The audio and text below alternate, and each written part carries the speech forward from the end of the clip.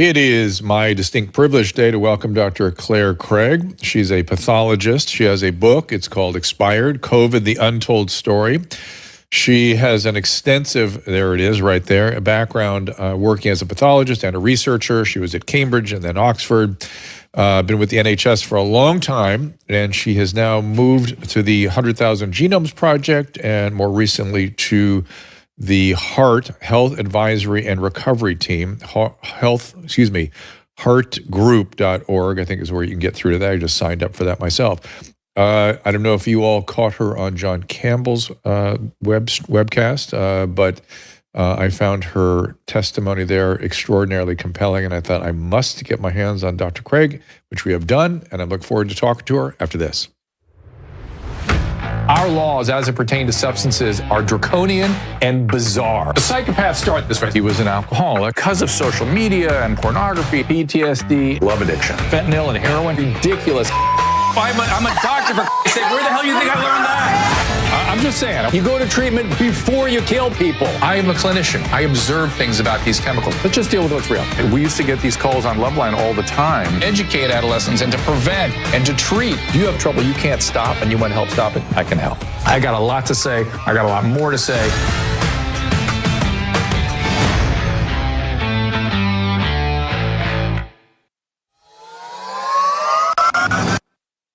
Ladies and gentlemen, it is the holiday season, and our friends at Genucel Skincare want to give you the gift of younger-looking skin with their best sale of the year. For the first time ever, get over 60% off our favorite skincare bundles at Genucel.com/Drew. Genucel has so many products that Susan and I love. Genucel's XV Moisturizer. It locks in moisture, making dry spots a thing of the past. It's especially great with the colder weather coming in. And with its immediate effects, too, you can see these results in as little as 12 hours, guaranteed, or your money back. Susan loves Genucel's Vitamin C Serum and the new Deep Correcting Serum with lactic acid. It hydrates your skin while preventing future wrinkles from developing. Take advantage of this amazing holiday savings by going to Genucel.com and getting over 60% off right now. Plus, all orders are upgraded to free shipping for the rest of the holiday season. Use code DREW at checkout for an extra 10% off your entire order. That's Genucel.com/Drew, Genucel.com/DREW. I'm very excited to get into it with our next guest. Let's bring her right in here. She's very kindly agreed to join us at 11 o'clock at night in United Kingdom time. Dr. Craig, thank you so much for joining us. Thank you ever so much for the invite. Really good of you. So let's just walk people through sort of a little history, if you don't mind. What you were doing professionally at the time when COVID hit, what you saw evolving, what you thought at the time, and when you threw the penalty flag on something's not right. Sure. So I'm a doctor, and I was a diagnostician working in the labs, doing testing of various different types, cancer specialist really. And I ended up working for the 100,000 Genomes Project on the cancer arm. So I was doing sort of centralized diagnostics and working alongside public health. I went actually for a bit into AI cancer diagnostics. But from May 2020, I was homeschooling 4 children in lockdown. That's what I was really doing. And started to get increasingly concerned about how the testing was being run, because this was my area of expertise, and I could see that it was being done in a illogical manner. And that was really my only worry at the time. And I waited till the kids went back to school in September and then had a chance to dig into the data.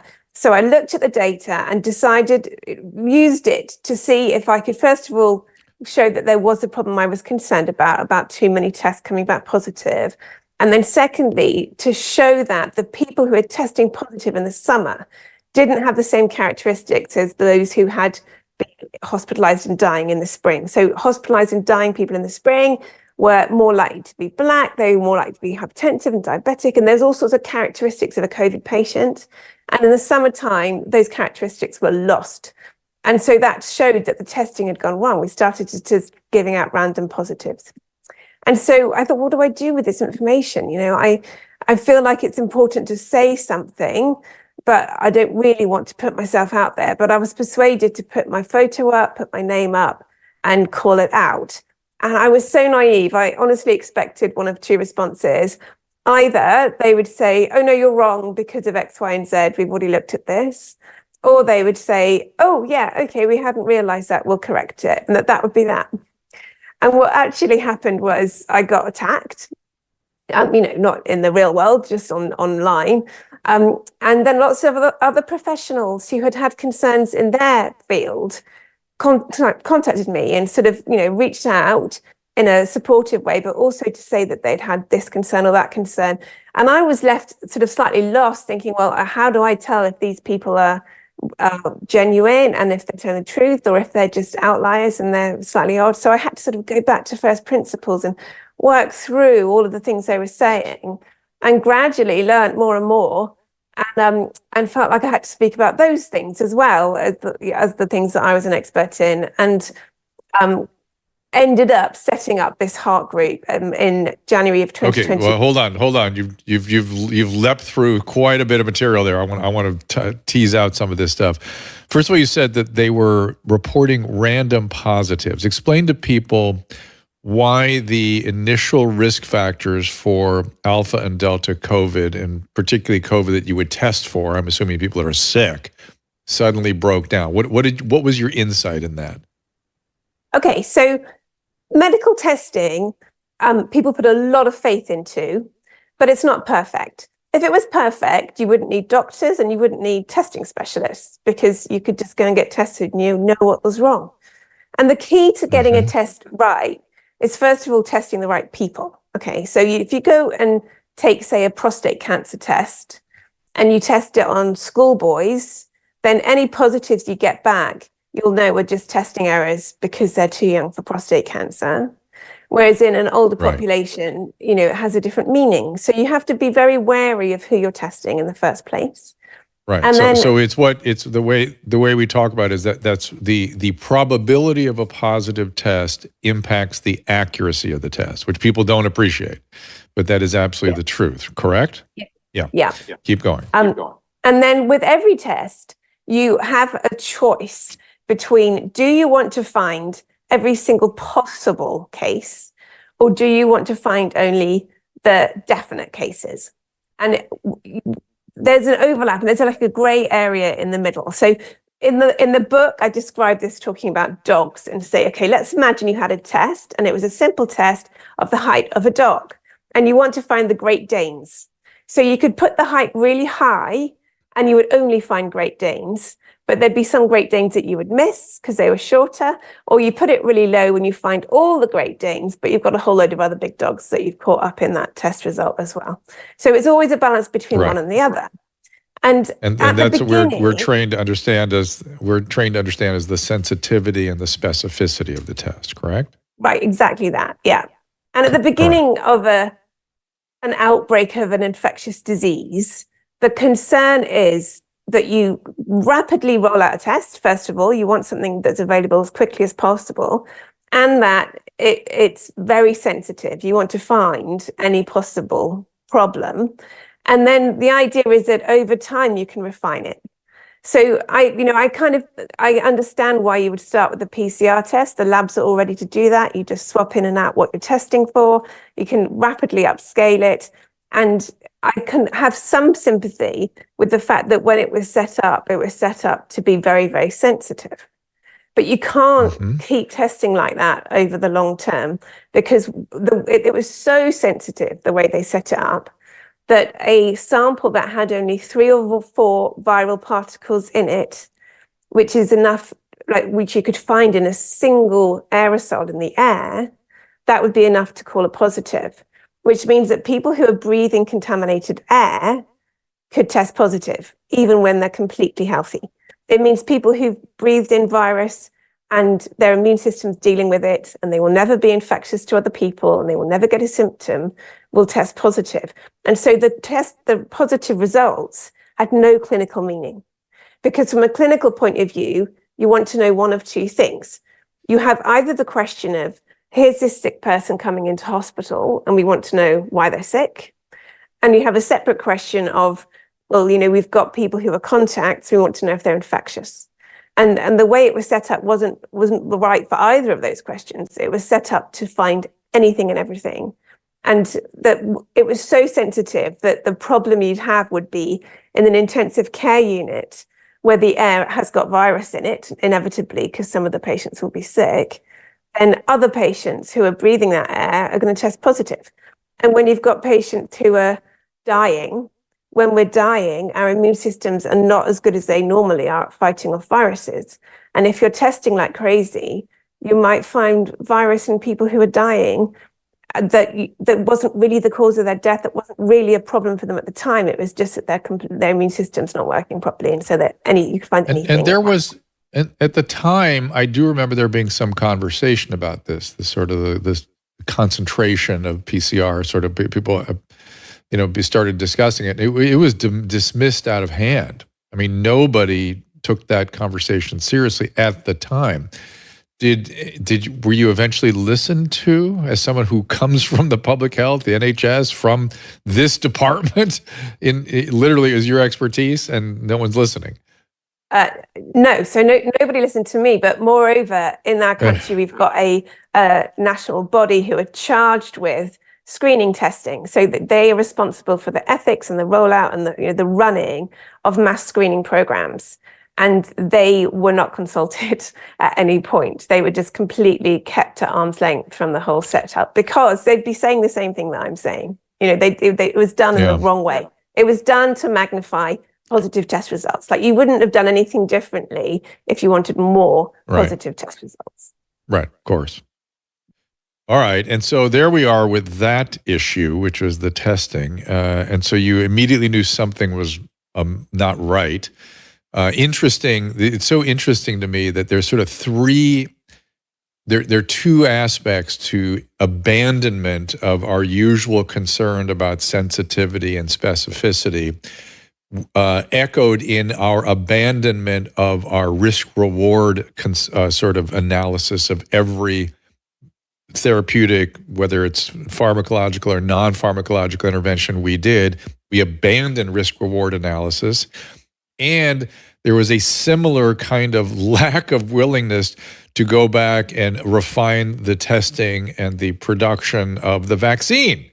So there were three incarnations of this same hysteria and complete abandonment of our normal practices as physicians. So I would ask you, that it's kind of leaping ahead again, but my question would be, do you agree that there are echoes of the same phenomenon here, just in a different context? And B, what the hell happened to us? What happened to us? How did this, and then it persists? I completely agree. And I think the whole thing could be seen as the failure of checks and balances and the failure of feedback loops. And so, we have all sorts of things in place within medicine, within science, and also within politics in the sort of public debate that allow for correction of error. And that extends to, the media, the political opposition. You've got just free speech and debate in the public domain. And then, within science, you've got the journals, you've got people just speaking freely. And all of these things were broken, but they were deliberately broken, a lot of them. The censorship was deliberate, and the way the politics was set up was deliberate, and it's the same in every single country. It's not like some of them got it right. It was exactly let's stop with that. Let's stop. You're saying something that I want to drill into that, because at first you sort of describing what happened, right? It was broken. And then you're saying, oh, wait a minute, it was broken by a deliberate process. I'd love to know what the heck was going on. Really, the sort of source material on that, because I understand there were a lot of people hysterical doing what they thought was best and deliberately broke a lot of things because they were. I've started to see the world as dumb and smart, and because it's gotten too complicated, because they were dumb. But it was throughout the world. That's the part to me. I get how my country gets dumb, and maybe you can understand how UK can be dumb, because we do dumb stuff over here. But how did the world sign up for this? And do you agree with me that that's a viable question about this? And do you agree with me it was just dumb? Yeah, I agree with you on both. And I think, part of it is that we are so connected as a world now. And so, social media does have that effect, that it does have a global reach. So I think part of it is that. Part of it, when I'm saying that it was actively, so there was active censorship, there was active rules and legislation put in place that made it very hard for people in the media to do their jobs. They couldn't hold people to account the way they normally would. And so then the question becomes, well, why did that happen? And I think, you're sort of touching on this idea that it could have come from fear in those people who were putting those things in place because they felt like it was the right thing to do. And obviously it could also come from malice. And I've kind of, balanced, sort of toyed with these ideas all of this time, how much of it was competence, how much of it was, there's arguments for both. And I kind of have come to the conclusion that for now, the question I'm really interested in is what got everyone else to go along with it, right? Because you can have bad things happen or bad people try and do bad things, but you have to have the consent to go along with it. And I think that's so that's really interesting. Yeah. So I have arrived in I'm still not sure what happened, particularly what happened to our profession. That it was just startling to me what happened to us. But it continues to happen to us, frankly. We're still in this weird state where you can't have reasonable conversation with our peers. It's very odd. But I've kind of arrived at the same place where I've become a bit of a student of history all of a sudden. I find myself reading about early 20th century Russia and 1790 France and in places where mobs have got going. When the mob is afoot, I'm reading about it now.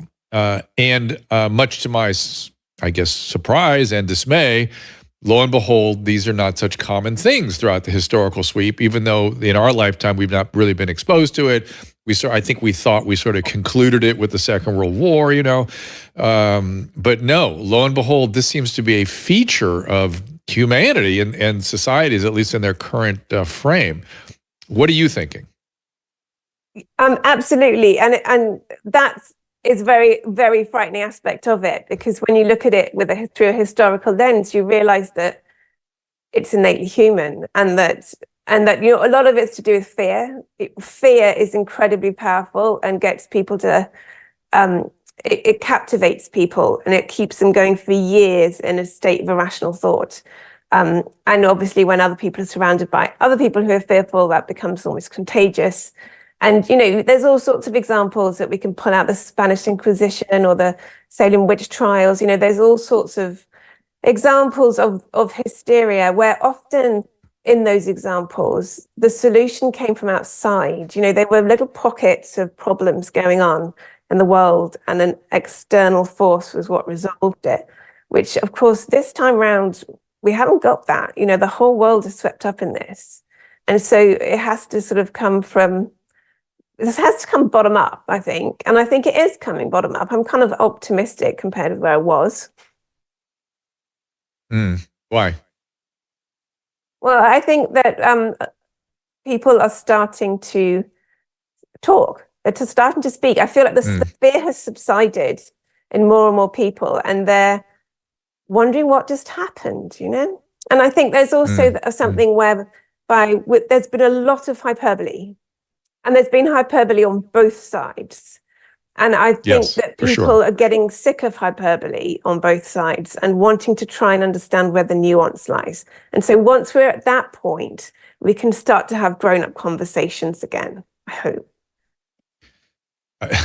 You dropped in, I hope, on the heels of that. Are you finding it more so? Again, I worry. I'm so, I've lived my life identifying with this profession. I was shocked at the way my peers behaved from the moment this thing started. And I continue to be shocked at some of the continued, the aggressiveness, the lack of collegiality, what a friend, somebody I interviewed named Joseph Fryman called the irrational certitude. I mean, we are trained to be rationally uncertain at all times, to constantly be skeptical, and particularly questioning ourselves and our sense of the ascension to the truth through evidence-based experimentation. But there is all this crazy, irrational certitude still amongst our peers. What do we do with that? So I think this is the hardest challenge. I really do think the medics are going to be the last to wake up, I think. Great. And I think it's wonderful. I know. I think it's because understandably, doctors outsource some of their thinking. I mean, we all outsource some of our thinking. You know, we all rely on different experts to help us understand the world in different ways. And doctors have a lot of knowledge that they have to keep up to date with. And so they have sources that they turn to help them with that. And authorities. We turn to authorities. Yeah. And if we come along and pull that rug out from underneath them, they're left with so much work to do. Now, that was true at the beginning of the COVID problem. But now that we're 3 years in, they've also got to rethink everything that happened in that 3-year period. So that's even more work in terms of rewiring their brains and understanding the world through a correct lens. And, you know, that I can understand that fear of having those, you know, having that security taken away from you. I do kind of get it. Well, not only that, I come from that. I am that. You know, I read my journals with great voraciousness and leaned on them heavily and admired my peers and colleagues up the food chain who I would turn to, including Anthony Fauci was my hero pretty much my whole career. And now I'm learning that there is an adulteration all the way along. And it's shocking to me. It's shocking. And I still want to believe, I still want to return to my native state, which is something happened to Dr. Fauci for a brief period of time, and now he's going to return to the mean, where he's always been. Or the New England Journal of Medicine is going to start to publish data that isn't just going one direction. Seems to be this, I'm not, but as long as I see the data only going one direction, I know there's a problem. At no time in the history of my career reading the medical literature, the data goes back and forth until you sort of reach a consensus and it starts to coalesce around something we call the truth. Now, the lead articles go one way. The only publication out here that has sometimes started to publish stuff that was unpopular was the Annals of Internal Medicine. And I kept the very month that they published it. It was like last spring, because it was so different than everything else that everyone had been publishing up to that point, where they entertained the possibility that budesonide might have some utility in early COVID. If you said that before, you would have been condemned as some sort of witch doctor. Are you seeing that in the British journals as well? And are there any that are coming around from your standpoint? And then finally, do you worry that it is the influence of pharmaceutical money or something that is adulterating things? Yeah, so it's the same in all the journals. I mean, the BMJ's had a couple of all right pieces, and they have the rapid responses, so you can actually speak relatively freely in debate in a way that isn't filtered. So that's better than nothing, but it's not what we need. And I think what's interesting looking at how the journal articles are written is that occasionally you'll get a paper where the results are not what they were expecting and are not supportive of the sort of official worldview. And what you'll see in these papers is that in the abstract and in the introduction and the discussion, there'll be all this sort of quoting from the scriptures. You know, it'll start off about COVID's killed millions of people. They explain it away in the discussion. Yeah. I see it all the time. They're like, it's got to be considered in this context, and this is probably why it's false. And they explain their own results away rather than just presenting the data. Which again, when I read that stuff, I go, all right, what's going on here? What is going on? And so then you might share the data, which is showing something important. And people who don't want to see that will just quote some line from the discussion saying, well, they said it didn't matter. You're like, well, I don't care. Right. Oh my God. because it does I've not matter. spoken to another colleague. Yeah, I've not spoken to another colleague that sees this as clearly as I do. We must read a lot of the literature. I read a lot, and I keep my eye on it. I always have. It's just like breathing to me. And I've noticed exactly this. Again, not annals so much. Annals of Internal Medicine, God bless them. They kind of go back and forth between publishing some interesting things and then just stopping and going back to the party line. But they don't tend to explain things away the way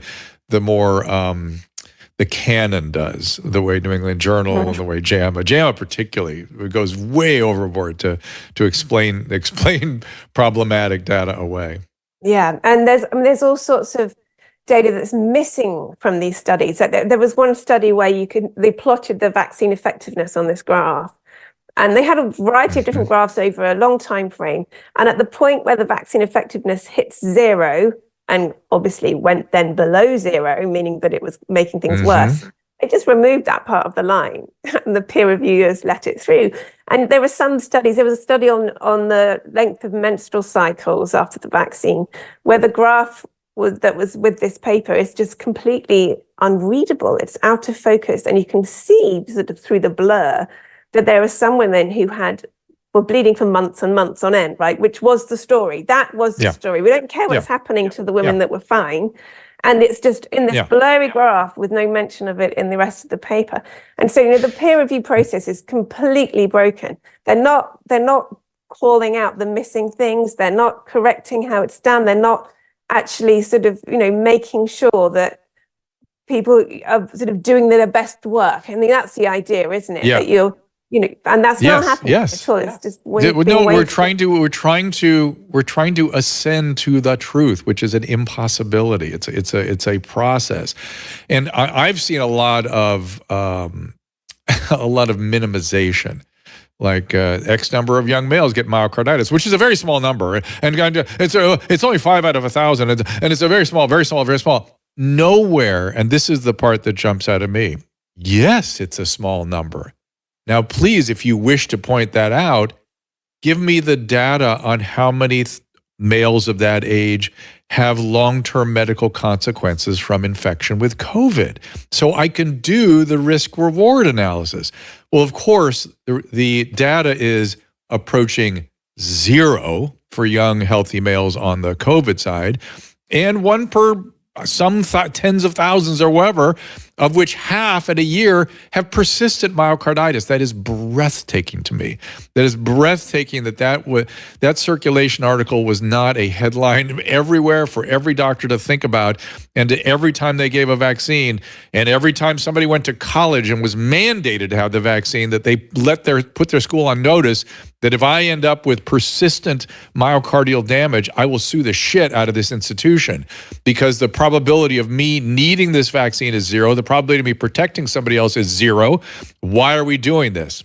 I'll let you comment. Obviously, I know how I feel. I completely agree. That is how you determine whether an effective vaccine is worth taking. You want to know the risk benefit for that individual. These were not effective vaccines. So that balance doesn't matter anymore, because it's not stopping you getting COVID. So if you're getting COVID anyway, then the risk from COVID is irrelevant to that equation, actually. And the thing that was really, really bad is that the papers which were looking at the myocarditis rates, they needed to report on 4 rates. They needed to say, well, what was the rate in the uninfected, unvaccinated? What was the rate in the infected? Exactly. Vaccinated. Yes, and exactly. Then infected and uninfected vaccinated, and they never ever did that. They never did it. Never get that data. Never get that data.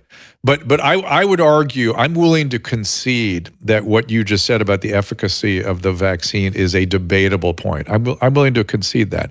What I'm not willing to concede is that the risk to a 20-year-old male of COVID is anything other than 0, a healthy male. It's just that's what it is. There's no debate about whether you're protecting anybody else. You are not. But in terms of, I'm interested that you pointed out that data about vaccine efficacy going down below 0. That is the Austrian data, right? Is that the data you're talking about, where they showed They showed a 70% improvement. This is the fourth vaccine. This was the second booster. They showed a 17% improvement in infection rate, which again, we can argue about how they documented that and what they mean by that, number one. And then number two, after 6 months, it went down below zero, meaning you were more likely to get infected. Is that the data you were talking about?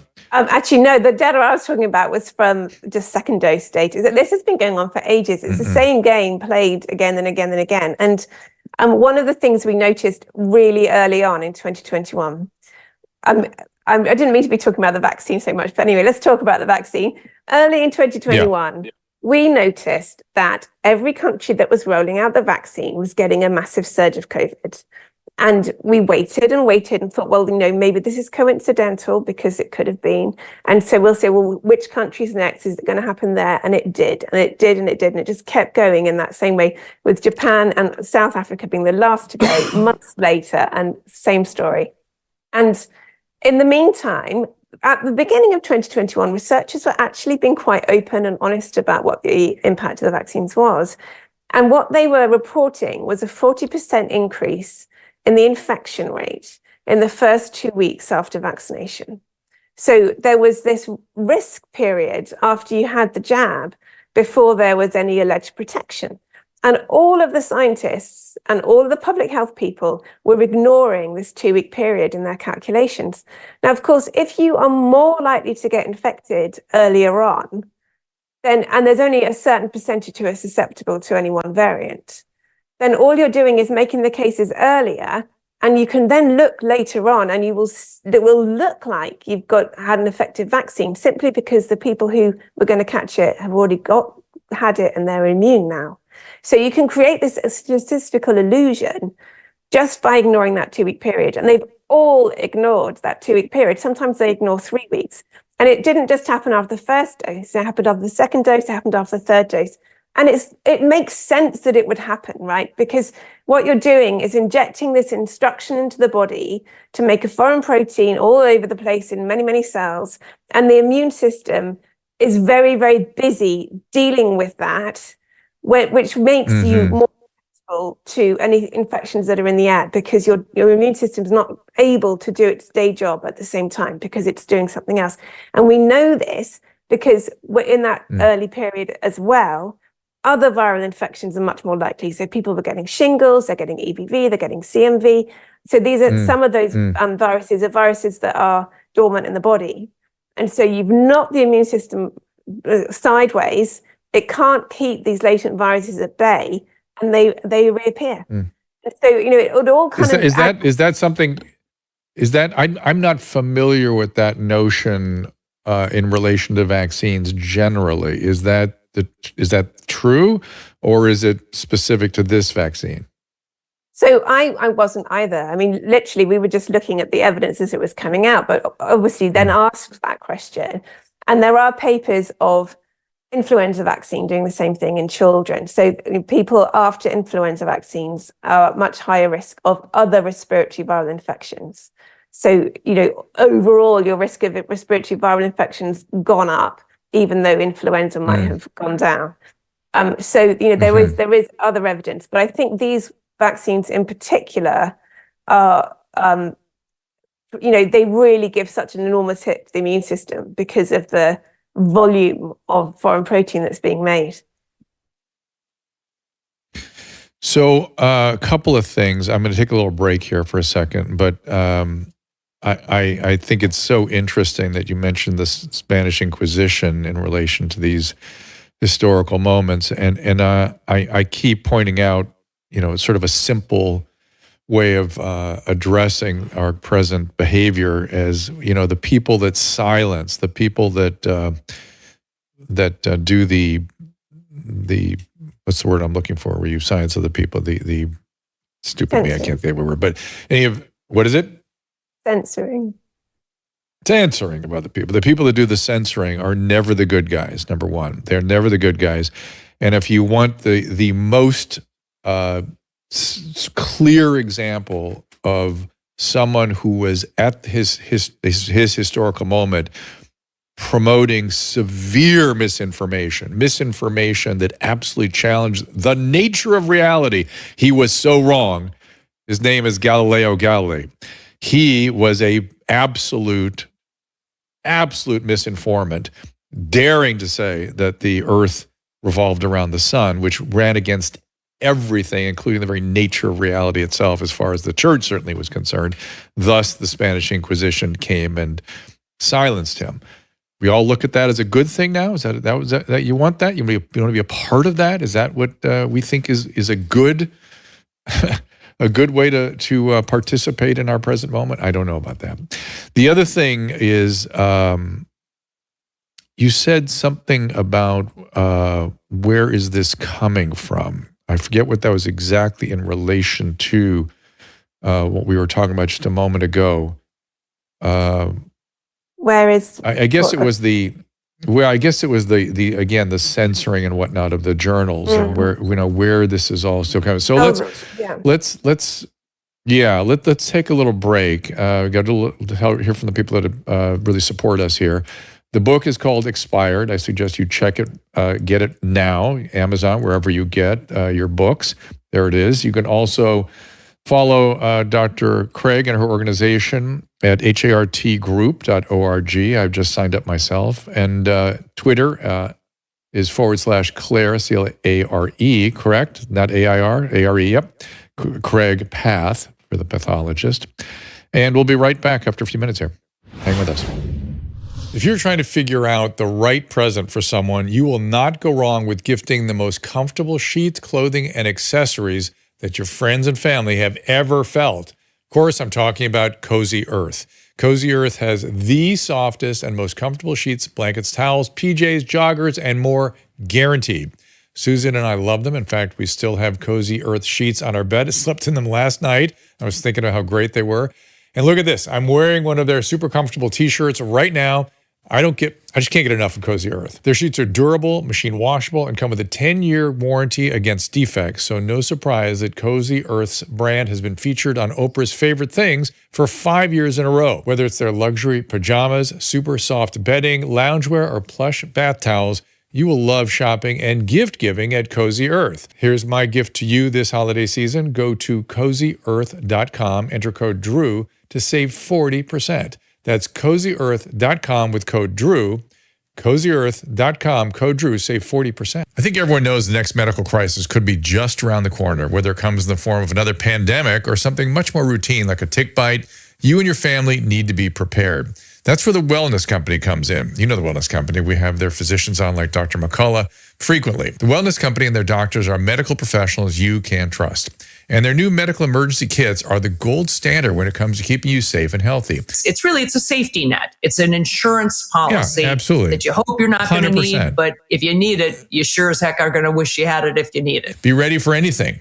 This medical emergency kit contains an assortment of life-saving medications, including ivermectin, Z-Pak. The medical emergency kit provides a guidebook to aid in the safe use of all these life-saving medications.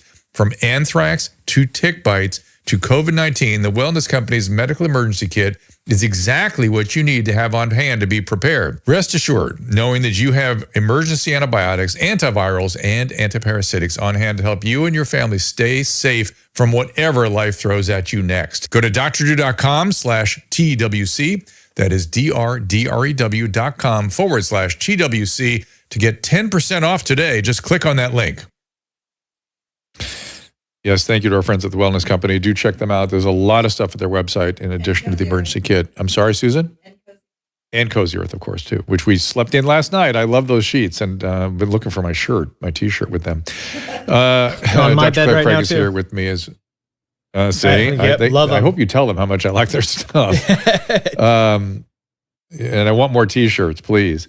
Clare Craig is here again. Hartgroup.org and Hart is H-A-R-T.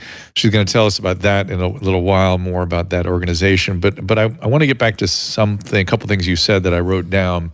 And I said I was going to talk about where does this come from, which I will. But you also said I didn't want to talk about vaccines. So before I forget, what did you want to talk about? So the book actually doesn't cover vaccines. So the book, originally I decided to write it in 2021 when I had this problem that I could talk to somebody about one particular aspect of what had happened and persuade them, and they'd understand it. And as they walked away from me, I could sort of hear the cogs turning, and that it didn't fit with everything else, and it would just leave them, and you'd be back at square one. And I thought we've got to actually have people's concentration span for a period in order to explain this to them, because there's a fair amount of complexity in what's happened from the just even from any one aspect of what's happened. I thought, well, that's a book. So I set out. There's a name, by the way. There's a name for that phenomenon. I don't know if you write about it in the book. I haven't read your book yet, but it's called the backfire effect. At least that's how it's characterized in this country. Where, like, for instance, you can convince somebody that's an anti-vaxxer that they should be vaccinating their child for measles by going through the evidence very carefully. But when they walk away, they will get the measles vaccine, but they'll become more powerfully anti-vax against all other vaccines. So there's a backfire effect, it's thought of. And there's debate about whether that really exists and how it exists. But is that what you're writing about here? So I don't write specifically about that, but there is a fair amount of psychology in there, because I think in order to understand what's happened, you do need to understand how humans behave and think, and how that was manipulated, actually, and what fear does. I think all of that is really critical to understanding it. So what I also did was take specific beliefs that are quite integral to how people made decisions about how to behave.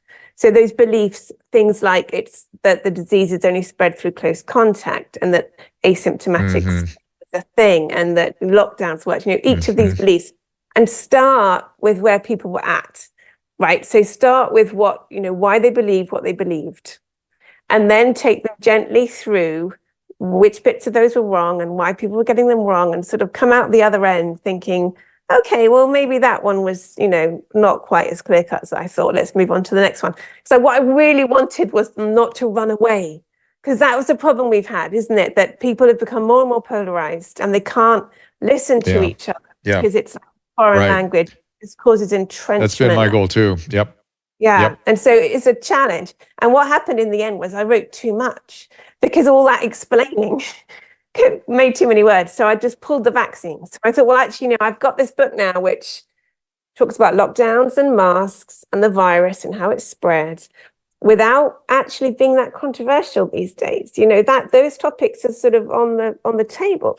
So I'm kind of hoping that's a sort of way in for people. You can share it with your mum or your auntie or whoever. And I've done that. I've shared it with people who are scared and were still scared, and they are not scared at the end of reading it.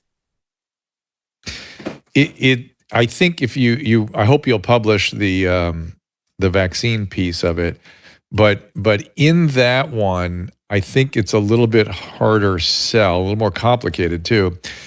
And what the backfire literature shows is that, and this is all the persuasion literature as well, which is in order to change somebody's mind with these kinds of I always think about flat earthers as the ultimate sort of version of this. In order to, say, convert a flat earther to understand the world, you have to address not just the facts, but their worldview and their social context for having that worldview.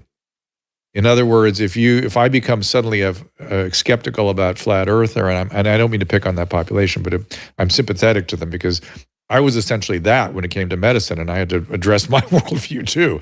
But if you're entrenched in that social environment and you share ideas with people, suddenly those relationships are in jeopardy, and you could get condemned by them for having alternative points of view, which is really what happened. And so, like, for me, I'm still struggling with, like I told you, Dr. Fauci's adulteration, whatever that was. I still don't know what that was. Or that pharmaceutical companies really have some sort of control over the publishing over the journals. I still struggle with that. How do you get people to change their worldview? Yeah, I think we're being helped along a little bit with this, because the way what you're describing there is people who want to be part of a group, right? You want to have that connection. And the more as time goes on, our groups are being divided and more different planes and more different dimensions. And actually, the end point of that, people have to realize that they won't agree with other people 100% about everything. And so once you've got to that point, you think, well, I don't need to agree with you about absolutely everything in order to have a conversation with you. I don't even agree with myself from a few years ago, right? You know, because if you did, no scientists. Scientists have to be able to change their mind. And so that's a healthy position to be in, is to say, look, it's okay for people to have different viewpoints and for us to learn from each other. But it requires a certain amount of self-confidence. And, you know, I do hear what you're saying around people wanting to be surrounded by reinforcement. And then that partly comes from fear as well. You know, when you're scared, evolutionarily, our brains want us to check whether the danger's still there. And so, you know, if there is a danger still there, if there's a snake or something, you can just look and decide whether it's there or it's not there. That's it, it's over. But when it's a fear of something that's invisible, that becomes really difficult. And people end up with, you know, obsessive thinking and intrusive thoughts, and it does take over. And, you know, you end up hunting out for the next hit of fear to reassure yourself that you're right to be being afraid. So you're on the news looking at how many cases there were that day, or whatever it is that's telling you that your fear is justified. And, you know, that's exhausting. And hopefully people are running out of energy for doing that. But, you know, there's always some new fear, isn't there? That's a problem, that people can be reignited with other fears about other things. Well, it does seem like there's something about the historical moment that our tendency towards what some have called mass formation or mass hysteria or mob or whatever you want to call it. There's something about our present moment that seems to make the human psyche fertile for that sort of thing. I can't imagine humans are always like this. It seems like there's something about our current situation. But do you have any theory about that? Well, I guess part of the theory is that whole sort of thing about cycles through history, that, you know, humans are probably most immune to that type of behavior when they've just been through it, unfortunately. You know, you come out the other end. That's interesting. I like that. They've been inoculated. It's good. Yeah. Actually, you just reminded me of this awful thing that happened where people who were attacking us and were being paid to, I think some of them, were also writing articles about how to do it. And there was one article where they talked about this technique called pre-bunking. So this pre-bunking idea is that you immunize people's thinking. So you take you know, you want to project a particular idea, truthful or not, and you can predict what the other side might say about it. And so you take a small part of what the counter argument would be and sort of poison it. You know, you publish something that's going to make people think, oh no, that's rubbish. I've already seen that little thing, so I know I can dismiss that. I don't have to do the work. And that way they won't engage with the truth. It's a guy named Cialdini that wrote a book called Persuasion, and that's the technique they're getting into there. Persuasion, you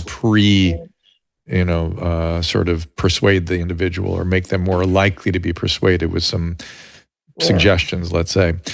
The other thing you said that's still ringing in my head is that these moments through history usually stop when there's an outside force that comes in. And unfortunately, I suppose that's true. I mean, certainly Napoleon was one of the forces that stepped in France, and I suppose Lenin was one of the forces that stepped in. And I mean, there's all these awful things that happened. I want to believe that we're not going to have to go through that to get these things to settle down in our current moment. Do you worry about that? Or are you still positive enough that we're getting at it from the ground up quickly enough that there will not be some crazy outside force? No, I am worried about that, actually. You know, I think we have sort of lost a grip, and I think there are reasons to be concerned, and what we are able to do about it often feels painfully slow, really painfully slow. But then on the other hand, there's that sort of metaphor of throwing your pebbles at the dam and one day it'll break and it'll just go like that. And I think there is something about the sort of exponential nature of the waking up that it still feels horizontal, but it might turn at any point. Like a hockey stick. I want to go back to the lockdown issue that's in the book. I noticed that a friend of mine sent me some testimony from Boris Johnson where he was like, I should have locked down. I can't believe I bollocksed it. What a maniac I am for not locking down. That seemed to me like backwards movement. What was that all about? Do you agree with me? Yeah. We've had a lot of that recently in the UK because we've got our very, very expensive, very, very long-winded COVID inquiry going on in England. There's actually a parallel one going on in Scotland, which is actually turning up some truths. But the one in England is just solely focused on this idea of it should have been earlier and harder, and and they won't discuss the harm. They won't, it's just ridiculously biased. So that keeps getting into the press, this ridiculous story of should have been more, should have been earlier, should have been harder. The reality is that what the modelers were predicting was that everybody would be susceptible, which is a ludicrous suggestion from the outset. Equally susceptible. And equally as dangerous for all age groups. Yeah. Insane. And all in one wave. Not this idea that, okay, we're all susceptible over the course of a decade. It was we're all susceptible now, and it's going to spread like wildfire until everyone has had it, and it's going to overwhelm all the services. When, it's not this sort of idea that it was a novel virus. It was a coronavirus. We know about coronaviruses. They are seasonal. They come in surges. They peak and they go away again. And we know about airborne respiratory viruses. We know an awful lot about influenza. And its behavior is slightly odd, but it's very, very well recorded and has been for hundreds of years. And yet they were pretending it was like a measles virus. So with measles, the example that's often used is the Faroe Islands, which had a sort of 65-year gap between outbreaks, so that anyone over the age of 65 on the second outbreak was immune, but everybody else caught it all at once because measles spreads like that. But this is not how respiratory viruses spread because they're ubiquitous. They're around, they fill the air, and a proportion of people, around 10%, are susceptible to each wave, and that susceptibility rises and falls, and then away it goes again. And there were tons of papers on this. This wasn't like a mystery. People had written about, for influenza, if there was a man-made influenza virus leaked from a lab, what would the scenario be? And they had plotted out what would happen. And the baseline was that between 10 and 15% of the population would catch it. And that's, that it was known that is what would have happened. Anyway, based on their crazy assumption of 85% of people catching it in the first wave, the peak would have been in July. And so we were told we were going to squash the sombrero and, slow the spread, squash the curve, and make the peak later. So the peak had to be later than July 2020. And it was not later. It was all over. It was all over, very, very quickly. And it was all over very, very quickly because it was spread through the air. So that's why it was everywhere all at once, and why, it didn't spread through just close contact the way that they were imagining it did. Yeah. Right. People still don't understand that. It's 6 feet is meaningless. It's more like 60 feet, and probably somebody who walked through your room or whatever a few minutes before, not the person in your proximity. Or even someone down the road, sick in bed, pumping out virus. It goes into the air and it will move through the air. We saw this with SARS-1. So with the SARS-1 epidemic, there was an outbreak in some Hong Kong apartment blocks. So there were sort of 6 tall apartments in a hexagon shape. And based on the wind currents, somebody predicted that the infection was going to spread from these ground floor apartments up to top apartments in 3 of the blocks. And that's exactly what happened. It spreads through. It's SARS-1. It's basically the same. It's got the same name for a reason. So we knew that is what would happen. And yet we had to pretend it was all about human behavior and close contact when it never was. And so one of the things, going back to sort of saying, let's not worry so much, or let's admit we can't know about the malign intent, how much of it there was and who it was. What we can know is that huge swathes of persuasive people in positions of authority and doctors believed the stuff. So you think, well, why were they believing? And they believed it because of quite an interesting story, which goes way back, right? So we go way, way back to germ theory and miasma theory to start with. So you've got this sort of miasma theory idea that diseases spread through bad smells, and people would carry the sort of smelling things to prevent the disease. And the germ theorists... This is before 1850. This is throughout much of medical history. Yeah. Right. And then in 1850, there was this tipping point where the microscope's invented and they started to say, actually, we think it's germs. And the germ theorists were fighting for about 30 years to be heard. And when that happens, when you've got the sort of politicized science, the scientists who are not being heard start to become a bit more extreme in their beliefs because they're shouting louder, they're trying to say, this is really important. And then there was a tipping point and people said, okay, you're right.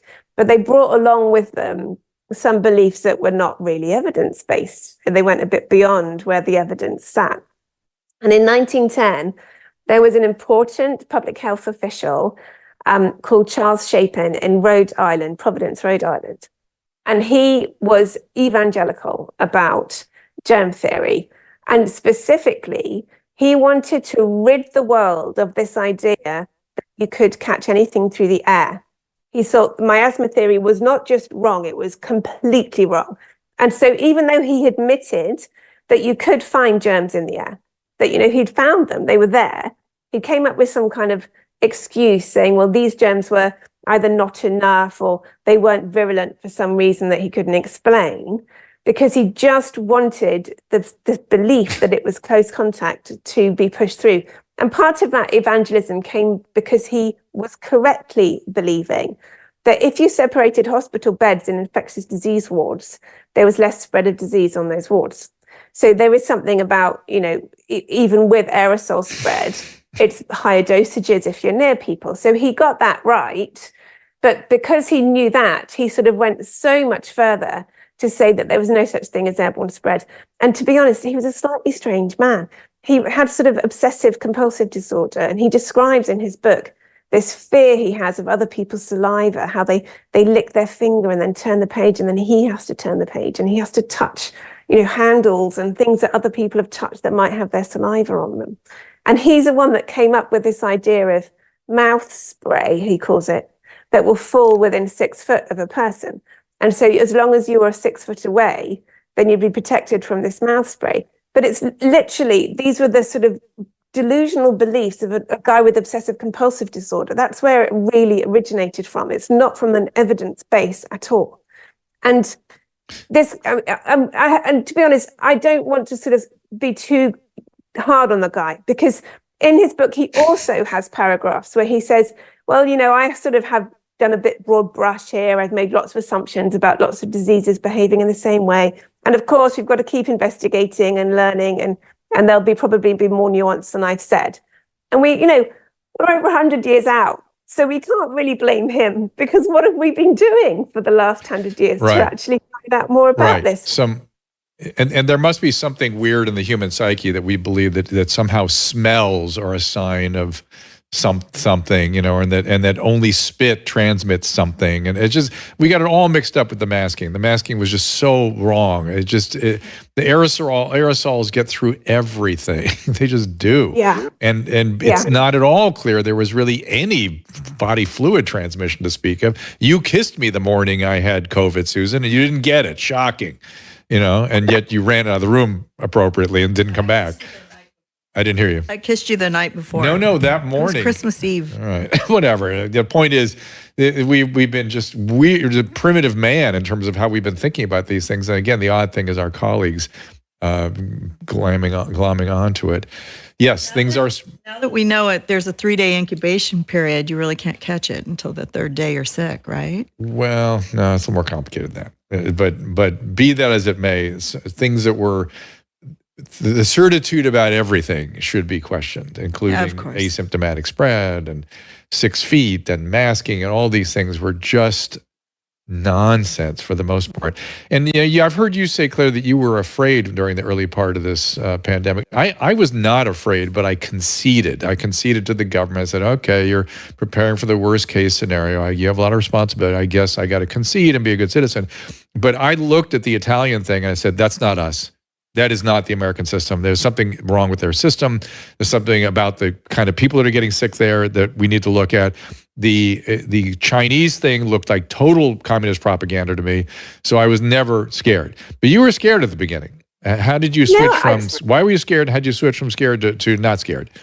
So I'm quite embarrassed about that, really, because even that Chinese propaganda, I completely fell for that. I believed it. I thought that people were dropping dead in the street, and I guess I was just swept up with the hype and the it was constant as well, wasn't it? The news was just all the time, and I was also checking the news and checking the data every day, and I guess the Diamond Princess stopped me worrying so much about me, but I was still worried about society and the health service and my parents. Mm-hmm. And then in the summertime, when things were not going back to normal and it was kind of, over, that wave was over, there was no COVID around and people were still being told to be afraid. And we had posters up my street saying COVID has not gone away. Like, well, it had. So that kind of got me sort of waking up. And then I guess the testing thing was, that was the tipping point for me. But and it meant that I was being introduced to a lot of people like you. So people who had been watching the whole way through and could then show me little things that I had got wrong, like really little things. So things like the body language of the announcements from Boris Johnson, where he's sort of squeezing his knuckles together like he's not actually happy with what he's saying. There's something that I just wasn't picking up on because I was scared. But people who were not scared were sort of more skeptical and seeing these things. Well, there was this weird phenomenon going on. If you dared to question everything, you were a bad person and wanted to kill grandma. That was the craziest thing at all. Or at best, you were somebody that was such a profound individualist, you couldn't adjust anything, even wear a talisman over your mouth to protect other people. I mean, this was the insanity. It still goes on. Still you see stuff like that. And it's just, we need to fight back and they tell them to shut the hell up. Let's stop it. It's insulting. Stop it with the insulting nonsense. What's that?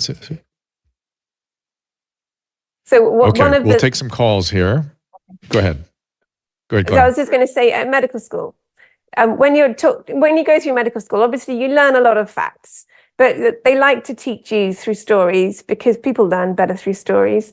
And there are villains in the stories of medical school. And I don't know if your villains were the same as mine, but in my medical school, we have a story of a doctor who killed a lot of his patients, right? Harold Shipman. So he's like a really bad doctor.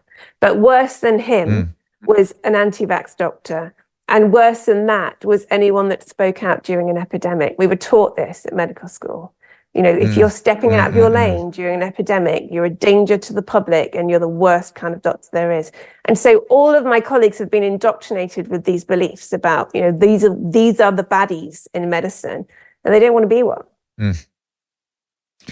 There is a whole other line of, I figured I could talk to you for a couple of hours, a whole other sort of topic, which is what happened to public health and why public health is so distorted, and there is just a lot of hammers running around looking for nails, it seems to me. Josh, go ahead there. You're on the mic. Hey, Dr. Drew. Hey, man. So the thing with this is I feel like a lot of it has to do with you're asking a question. And the question that seems to be asked is, could something have been done differently? And I feel like that once that question is asked, someone has to answer that question. So someone has to say, okay, this is what could have been done differently. And there doesn't seem to be anyone saying that on the other side. So I feel like I think you're framing it. I think you're framing it actually in a very important way. I think that's actually, and it's actually kind of a clement way of sort of framing things, which is, gee, and it's sort of how I felt at the time, which was, my goodness, there's a lot of potential for really serious stuff here. Some people are, these guys, how would I feel if I were the governor of a state and I was responsible for 8 million people or whatever? And how would I prepare for the worst case scenario? I agree with you. I agree. But the problem I had, oops, I lost my connection here. The problem I had was that it went on for I noticed you said you sent your kids back to school in September of 2020. We were locked for 2 years here in California, 2 years. And that had profound effect on the well-being and development of young people. Profound. It was, speaking of risk-reward analysis, and again, it was like highly predictable. I mean, extraordinarily predictable that it would have the effect it has had. And yet they didn't seem to care because all they cared about was this one thing. Yeah. I mean, we did lock down again when all the harms had been measured and, laid out, and they were no longer hypothetical. But the effects it's had on young people is just appalling. It's really, really appalling. And there are some people only just sort of noticing it now, even people who work with young people who are sort of saying there are some odd things about the emotional immaturity of these cohorts. You're like, yeah, no shit, of course there are. Right, exactly. No kidding. But to Josh's point now, what should we have done, or what could we have done? What might we have done differently? And I understand that's, it's easy to look at, be armchair quarterbacking from the future, but there were people suggesting other ways of doing things, and the ways that were suggested actually, in now retrospect, would have been much better. So yeah. How can we understand that kind of historical sort of frame? Like, well, what are people supposed to do? Which I kind of think is a good question, because it helps us prepare for the next one. Okay. So there was a lot of work done around what you should do. Pandemic plans had been written and had been thought about very, very carefully and had been followed in the past with no detrimental effects, and were just completely disregarded. So, we can write as many plans as we like, but if they want to disregard them, they're going to disregard them. And we've got the situation here where our currently head of the UK Health Security Agency, which is our public health body, is ridiculous name. She is now saying, well, masks don't work and never worked. And at the beginning, she said they don't work and they never worked. And in the middle, she said, you've all got to wear one. You're like, well, what do you do with people like that? That's not what we need. We need people who actually stick to the truth throughout. And so I think it's only a difficult question, because we're talking about not having people in authority who are prepared to do the right thing. That's all that you need. And the right thing includes sticking by the values of our society. The values were all overturned. We have sort of basic principles around the precautionary principle and first do no harm and informed consent and bodily autonomy and adults protect children, not the other way around. That's all you need to do, just stick to those principles. And then in terms of fear of another pandemic, I mean, that has been completely hyped up and unnecessarily hyped up, because the reality is you've got two scenarios. One scenario is the infection is airborne and you cannot stop it. And even if it was horrifically deadly, if you cannot stop it, then there's no point trying to. And at the other extreme, you've got close contact transmission. So like gastroenteritis, which is spread through, the fecal-oral route. And we now know exactly what happens with that, because we've done the experiment, right? We've locked down. And what happened to gastroenteritis is that it carried on appearing at the emergency room at about half the rates it was before. So it didn't go away completely. So you can slow the spread. But actually, the spread of gastroenteritis is already incredibly slow. And all the modeling that was being used around, close contact transmission would say it would take 14 weeks to get to all the rural areas of our country before peaking. So if you're slowing the spread beyond that, then you're just saying, well, we're going to have months and months and months of disruption for what? So, those are the two extremes. And in neither case would lockdown make sense. Lockdown doesn't make sense. And besides which, lockdown is harm. You are causing harm, and you're then responsible for that harm. And so you don't do it. Caleb, I sent you a video of the way the media was reporting this in the early days. Do you have that accessible by any chance? The kind of parroting of the same sloganeering and nonsense. Did you just send it to me just now? No, I sent it earlier in the day. But if it's not accessible, we'll bring it in maybe tomorrow or the next day, because it's so astonishing when you look at the nonsense that was being repeated by the press with the exact same language, word for word, the same thing by every single person around the clock for months on end, that all of which turned out to be nonsense. And no one, the people are starting to send these videos around. I suggest you look at them. And no one from the media is looking at themselves and saying, how did we get to that point? What it looks like somebody sent them their talking points. It's so incredibly consistent and so absolutely categorically wrong. And no one's saying, why did we do that? How did we do that? What do we do different next time? Nothing like that seems to be going on. So that worries me.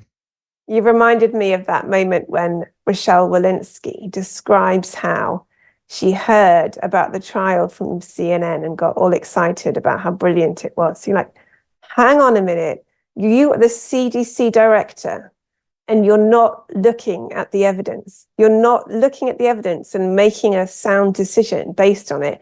You're listening to CNN and getting excited. Like, that's hugely problematic. Yeah. Yes, it is. I remember that moment. Susan, are you laughing at something, or you hear her laughing? It is hugely problematic. It is hugely problematic. Well, Claire, you did not. I love her choices of words. I know, it's very British and very, very sounds.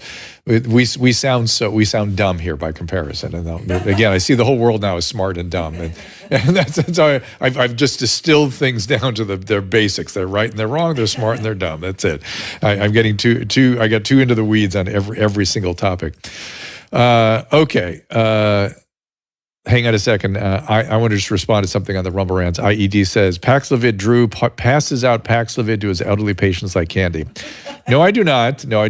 I've used a fair bit of it early on, about 3 variants ago, when the consequences in elderly patients were not like the Alpha and Delta, but were getting a little more severe. I was having people get quite sick, and it was working remarkably. And in that particular phase, I was seeing a little rebound. I used it again last spring when people were having a certain kind of COVID I was seeing, which people were prostrate with high fever. And again, the Paxlovid worked in 6 to 12 hours. No rebound in that population. And now I'm not using it at all because this is a upper respiratory infection, respiratory virus. And worse yet, Pfizer, in its infinite wisdom, has decided to increase the price of Paxlovid to $1,300 per course of treatment, which clearly is not worth the. And by the way, something, Claire, we used to talk about 4 years ago all the time, which was the cost-benefit analysis, literally dollars spent or euros, pounds spent. I don't see any of those conversations anymore about, at least not in relation to COVID. It's really odd. That was everything in every single publication was, well, this looks good, but it's not worth it because of the cost. Absolutely. And the thing is that that's so fundamental to healthcare because, resources are finite. And if you're spending on one patient, then you're potentially not spending on another. And I mean, that's exactly what's happened. Is the money's just has just been splashed on this, and other people with other conditions have been left behind. And furthermore, the economy as a whole has been destroyed. And we know that wealthier societies are healthier societies, right? So longer term, you've damaged health just by destroying the economy. Of course. And then what we've done with our kids and education and development and social development and telling them they're going to kill their family if they crawl out of their bedroom. Just unbelievable stuff. But anyway, so I hope you will let us talk to you when you decide to put the vaccine book out, or when you're ready to talk about vaccines, because Theirs expired now, which is masks and lockdowns and the early evolution of our excesses and how we did not remain consistent with the values upon which our society is based. And I've come to understand that maybe some people don't even understand what that is or did not understand what that was, that we have relinquished in the course of this, as Dr. Victory says, debacle. So if we left anything out, is there anything you wanted to address that I missed? So I would just say that in the book, it covers a whole plethora of subjects. So, it starts off with biology and then there's a little bit of maths thrown in, but there's actually a fair bit of history in there because I think that's how that's how we actually get to grips on this, is looking at it through a lens of history and understanding the whole trajectory of it. Anyway, yeah, I would, yeah. Next time we talk about mobs and vaccines, okay? And you're welcome anytime. Whenever you're ready to do about it, to talk about that, I'm ready to go. Again, it is heartgroup.com, Clare Craig Path, C-L-A-R-E, Craig, C-R-A-I-G, Path on Twitter. And we appreciate the work you've done, and thank you for joining us today. Thanks ever so much for having me. Now you get to go to bed. We've kept her up late enough, well past midnight in the UK. And coming up for us, we got a lot of interesting things coming up tomorrow. We have Michelle Effendi. We're talking about Denise Aguilar, who's someone who has an amazing life history, and she's now become an advocate. You're going to love that story. Xiaoying Summers coming in on the 21st, which is Thursday. That's going to be early. Comedian. She is. And Brad Williams, comedian. And Brad Williams also. That'll be early. Miniature size. At noontime. And then we'll get Dr. Lee Meng Yan back in here and Emily Kaplan, who I think you'll like hearing from next week. A lot of great stuff still coming as we roll into the new year. And coming up in the new year, Sean Baker talking about the meat, yes, and about the excesses of some of the dietary recommendations.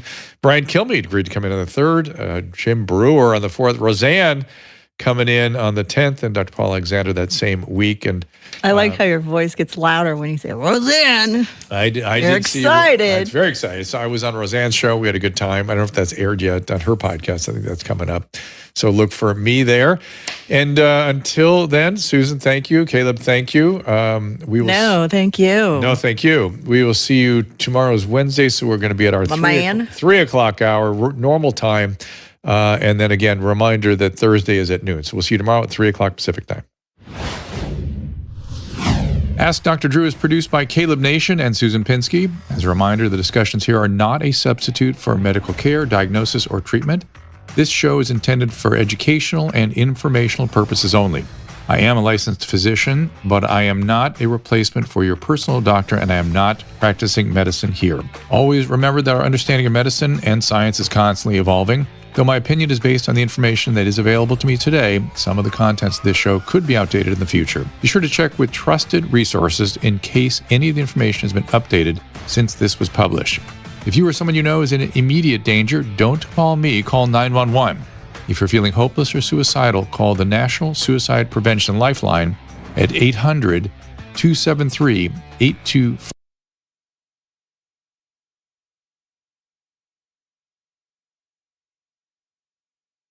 So I quit SiriusXM to go all in on comedy in March of 2020. Okay. And I was left in a situation where I had no income, no job. It was pretty catastrophic. But your husband's okay. He's working. He's not really into working. That's not, yeah. You don't get to have 6 kids and not be into working. No, well, okay, so it's a lifestyle, Drew. It is! Shut up! Thank you.